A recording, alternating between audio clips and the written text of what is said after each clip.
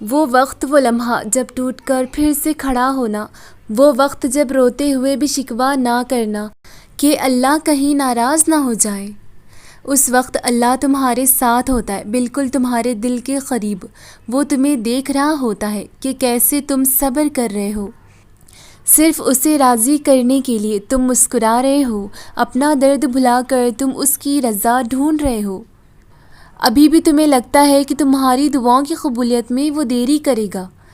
70 ماؤں کی محبت بھی جس کی محبت کا مقابلہ نہیں کر سکتی۔ تمہیں لگتا ہے کہ اس کی وہ محبت تمہارے اپنے آنسو برداشت کر سکتی ہے؟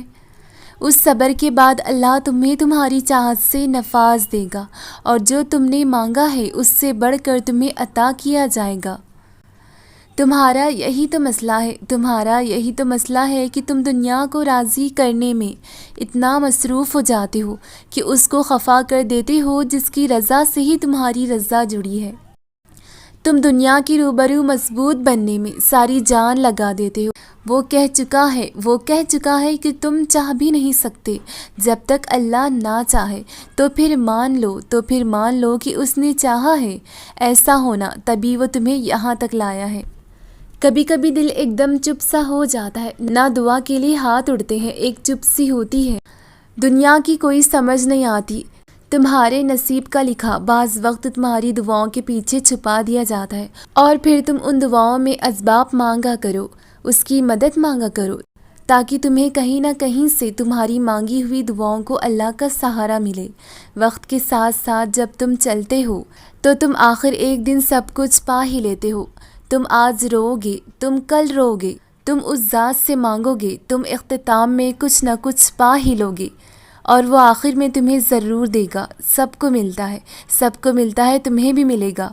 سب عارضی ہوتا ہے، تمہارے غم بھی عارضی ہیں، مگر یہ تمہیں مکمل اللہ تک پہنچا ہی دیں گے۔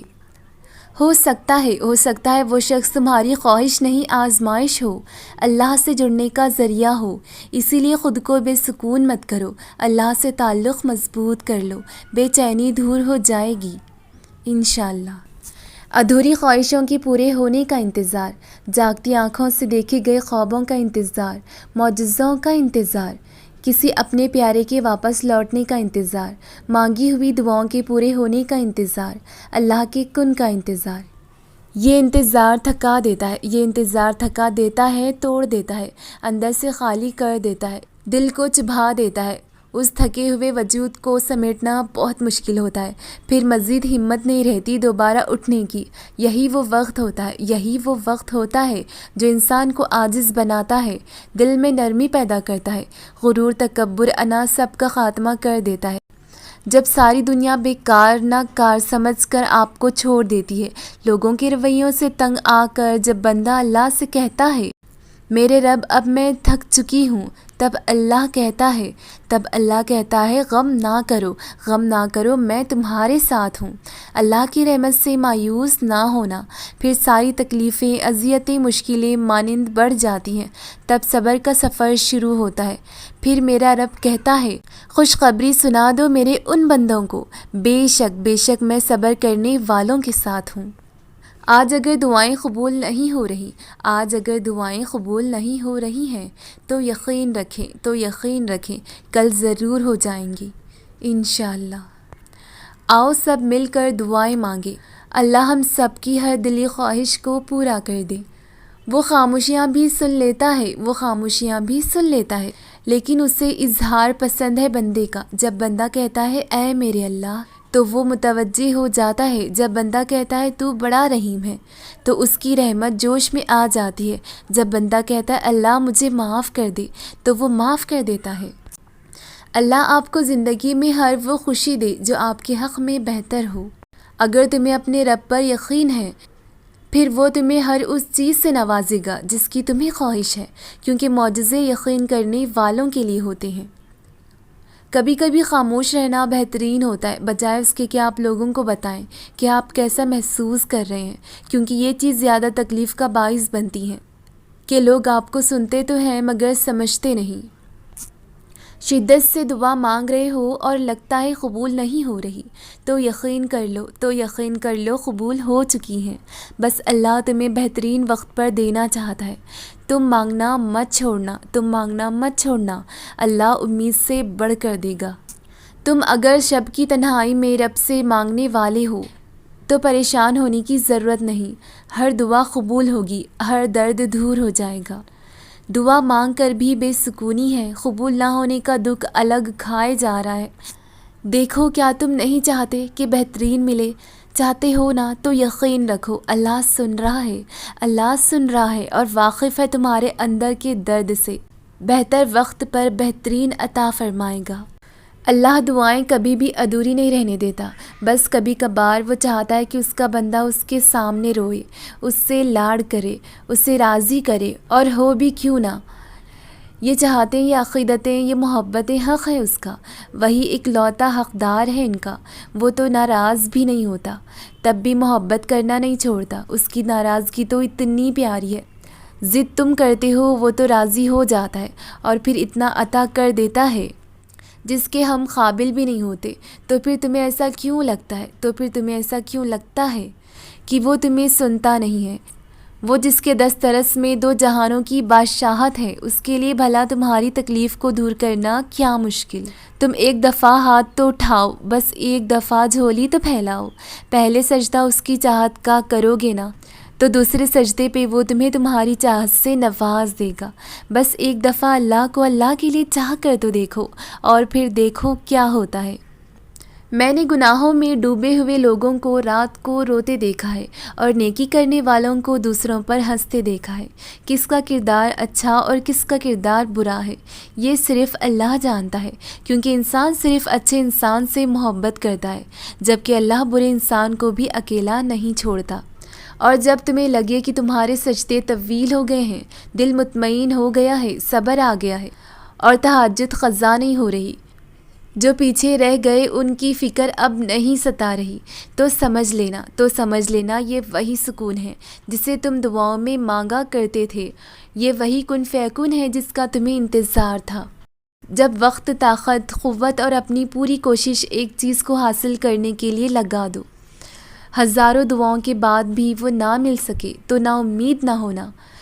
اس بے بسی کی حالت میں اللہ کے حضور جانا، ٹوٹے ہوئے دل، نم آنکھوں سے آسمان کی طرف دیکھ کر مسکرانا اور کہنا، اچھا تو میرے اللہ، تو راضی تو میں بھی راضی۔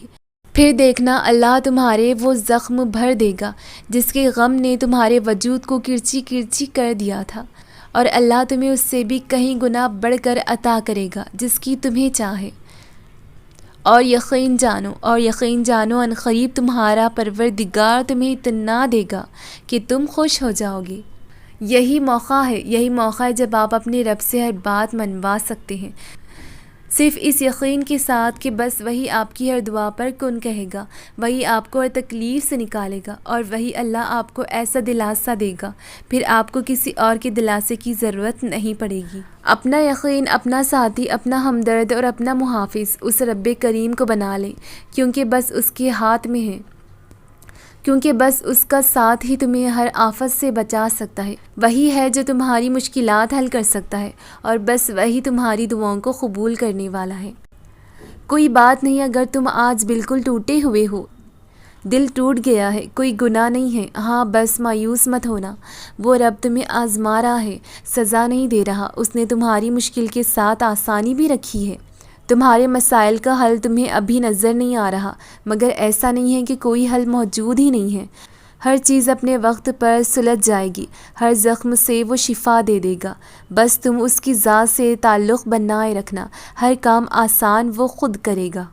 آنسو بہت خاص ہوتے ہیں، ہم اکثر مسکرا تو کسی بھی بات پر دیتے ہیں، مگر آنسو بڑے سنبھل کر رکھتے ہیں، اگر لوگوں کے سامنے انہیں بہانے سے روک لیتے ہیں۔ ہر شخص کو ہم اپنے آنسو نہیں دکھاتے کیونکہ وہ اتنا خاص نہیں ہوتا، مگر یہ آنسو ہم اپنے رب کے سامنے نہ تو روکتے ہیں نہ روک سکتے ہیں۔ اس کی بارگاہ میں حاضر ہو کر، اپنا سر اس کے آگے جھکا کر ہم جو آنسو بہاتے ہیں وہ کسی اور کے آگے بہا ہی نہیں سکتے۔ ہمارے آنسو انسانوں کے لیے بے زبان ہوتے ہیں، مگر ہمارے پروردگار کے آگے یہی آنسو ساری داستان بیان کر دیتے ہیں، کیونکہ جیسے یہ آنسو خاص ہیں، اس کی محبت بھی اتنی ہی خاص ہے، بے لوث ہے، بے حد ہے۔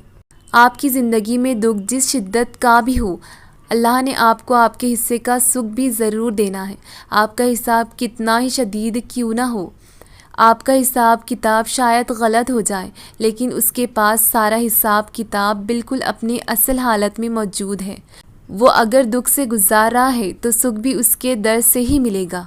تمہاری دعاؤں کے آنسو رب سے عشق کی طرح ہیں، اور عشق بھی دعا کی صورت میں ہو تو قبولیت یقینی ہے۔ تمہارے یہ آنسو بہت جلد قبولیت کی خوشی کے ذریعے بن جائیں گے۔ کبھی کبھی سب کچھ پانے کے باوجود بھی دل بہت اداس ہوتا ہے، کیونکہ تمہاری وجہ سے کسی کا دل دکھا ہوتا ہے، یا پھر تمہارا دل اللہ سے جڑنے کے لیے تڑپ رہا ہوتا ہے۔ اللہ سے بات کیجیے، سکون آ جائے گا۔ اداس مت ہو، اداس مت ہو، آج دکھ ہے تو کل خوشیاں بھی ضرور ہوں گی انشاءاللہ۔ اللہ تمہاری ہتھیلیوں کو تب تک خالی نہیں ہونے دیتا جب تک وہ اسے کسی اور بہتر چیز سے بھر نہیں دیتا۔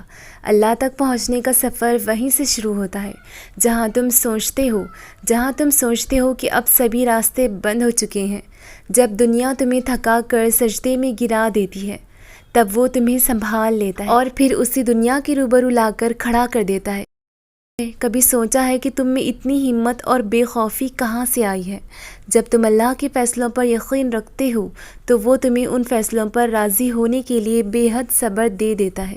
لمبی اڑان سے پہلے وہ تمہیں ہواؤں سے لڑنا سکھاتا ہے تاکہ تم جان سکو کہ یہ مسافتیں بہت دشوار ہیں، اور کائنات کی زندگی اگر اتنی آسان ہوتی تو صبر کبھی جنت کے دروازے میں سے ایک دروازہ نہ ہوتا۔ تو توکل رکھو، جو امیدیں اللہ سے وابستہ کر لیتے ہیں وہ پھر ان کے دلوں کو کبھی مایوس نہیں ہونے دیتا۔ وہ ہتھیلی تب تک خالی ہونے نہیں دیتا جب تک اس سے بہتر چیز سے بھر نہیں دیتا۔ تم اسے تھامے رکھو، پھر وہ بھی تمہیں کبھی تھکنے نہیں دے گا۔ وہ جانتا ہے سب جو تم ظاہر کرتے ہو اور جو کچھ چھپائے ہوئے ہو۔ وہ اس دکھ کا بھرم کبھی نہیں توڑے گا جو تم نے اس کے سوا کسی اور کو نہیں سنایا۔ تم اسے وقت دو، وہ تمہارا وقت ٹھیک کر دے گا۔